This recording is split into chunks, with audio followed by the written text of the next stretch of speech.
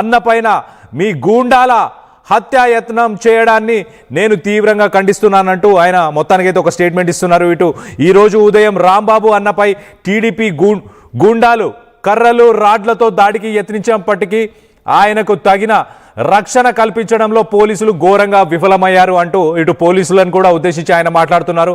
అలాగే చంద్రబాబు గారు మీ ఆదేశాలతోనే మీ టీడీపీ రౌడీలు రాంబాబు ఇంటిపైకి వెళ్ళి హత్యాయత్నానికి పాల్పడ్డారు. సో మొత్తానికైతే ఇటు సిబిఐని ఉద్దేశించి మాట్లాడుతున్నారు, ఇటు పోలీసులను ఉద్దేశించి మాట్లాడుతున్నారు. ఇద్దరు కలిసే ప్లాన్ చేశారని చెప్పుకొచ్చే ప్రయత్నం చేస్తున్నారు. అలాగే ఈ దుర్మార్గాన్ని అడ్డుకోవాల్సిన పోలీసులు దాడులకు కాపలగా కాసినట్టుగా ప్రవర్తించడం అత్యంత దారుణం అంటూ ఆయన చెప్పుకొస్తున్నారు. అత్యంత భయంకరం అంటూ కూడా చెప్పుకొస్తున్నారు. తిరుమల లడ్డు ప్రసాదానికి వాడే నెయ్యిలో జంతువుల కొవ్వు, పశువుల కొవ్వు, పంది కొవ్వు కలిసిందంటూ మీరు చేసిన భారీ కుట్ర దేశంలోని ప్రతిష్టాత్మక ఎన్డీడీబీ అలాగే ఎన్డీఆర్ఐ ల్యాబులు ఇచ్చిన నివేదికలతో పూర్తిగా భగ్నమయ్యాయి. కోట్లాది మంది భక్తుల మనోభావాలను గాయపరిచేందుకు దేశవ్యాప్తంగానే కాకుండా ప్రపంచవ్యాప్తంగా మిమ్మల్ని చీదరించుకుంటున్నారు అంటూ మొత్తానికైతే ఇటు ల్యాబ్ నుంచి రిపోర్ట్స్ ఏవైతే ఉన్నాయో ఆ రిపోర్ట్స్ అన్ని కూడా క్లియర్ సర్టిఫికేట్స్ ఇచ్చేసాయి కదా, ఒక క్లియర్ చిట్ ఇచ్చాయి కదా అంటూ ఆయన ప్రశ్నించే ప్రయత్నం చేశారు. అలాగే క్షమాపణ చెప్పాల్సిన స్థితిలో ఉండి కూడా మీ తప్పులను దాచిపెట్టేందుకు మళ్ళీ కొత్త కుట్రలకు తెరలేపుతున్నారు. అలాగే దాంట్లో భాగమై ఈ హేయమైన దాడులను మీరు చేస్తున్నారు అంటూ ఆయన చెప్పుకొచ్చే ప్రయత్నం చేస్తారు. సో మొత్తం మీద ప్రతిష్టాత్మక ల్యాబులు నివేదికలను అపహాస్యం చేస్తూ ఫ్లెక్సీలు కట్టించడం, తప్పుడు ప్రచారం చేయడం మాత్రమే కాకుండా మా పార్టీ నాయకులు భూమాన కరుణాకర్ రెడ్డి, అలాగే విడుదల రజని, అలాగే బొల్ల బ్రాహ్మణ్ నాయుడుల పైన దాడులు చేయించారు. అక్కడితో ఆగకుండా మీ దుర్మార్గాలను నిరంతరం ప్రశ్నిస్తున్న అంబటి రాంబాబును లక్ష్యంగా చేసుకొని ఏకంగా హత్యాయత్నం చేయించడమే మీ నియంత స్వభావానికి అలాగే దుర్మార్గానికి నిదర్శనం. ఒక కరుడు కట్టిన గూండాగా, ఒక నియంతగా మీరు తయారయ్యారు చంద్రబాబు గారు. మీ ప్రజాస్వామ్యానికి అలాగే రాజ్యాంగ వ్యవస్థలకు మీ వైఖరి అత్యంత ప్రమాదకరం అంటూ ఆయన చెప్పుకొచ్చారు.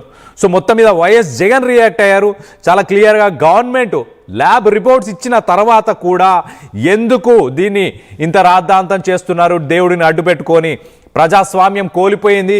ఇటు పోలీసు వ్యవస్థ కూడా, పోలీసులు కూడా దగ్గరుండే ఈ హత్యాయత్నానికి వాళ్ళు కూడా సహకరించారు అంటూ ఇటు వైఎస్ జగన్ చెప్పుకొచ్చే ప్రయత్నం చేస్తారు. అలాగే వైఎస్ఆర్సీపీ నాయకులకు తగిన భద్రత కల్పించాలంటూ కేంద్ర హోంశాఖ మంత్రికి అలాగే ఉద్దేశించి ఆయనను కూడా విజ్ఞప్తి చేస్తున్నాను అంటూ వాళ్ళని కూడా ట్యాగ్ చేశారు. ఈ అంశం పైన మా పార్టీ ఎంపీలు కేంద్ర ప్రభుత్వానికి వినతి పత్రం అందించే కార్యక్రమాన్ని చేపడతారు అంటూ మొత్తానికైతే వైఎస్ జగన్ రియాక్ట్ అయ్యారు.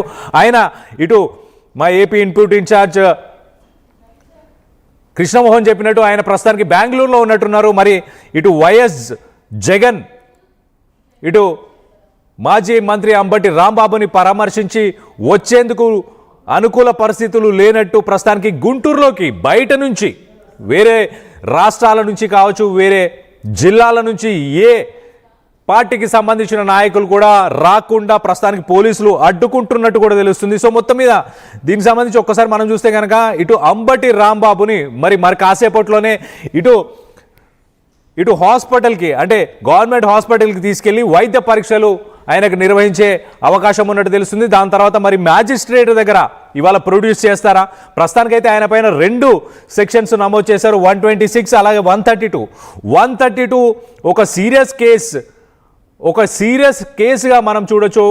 ఒక రకంగా ఇటు పోలీసు అధికారులు వాళ్ళు చేస్తున్న వాళ్ళ పనులని అడ్డుకున్నారు అంటూ మొత్తానికైతే కేసు నమోదు చేశారు. ఒకసారి మనం చూస్తే కనుక section 132 BNS assault to డెటర్ public servant from duty.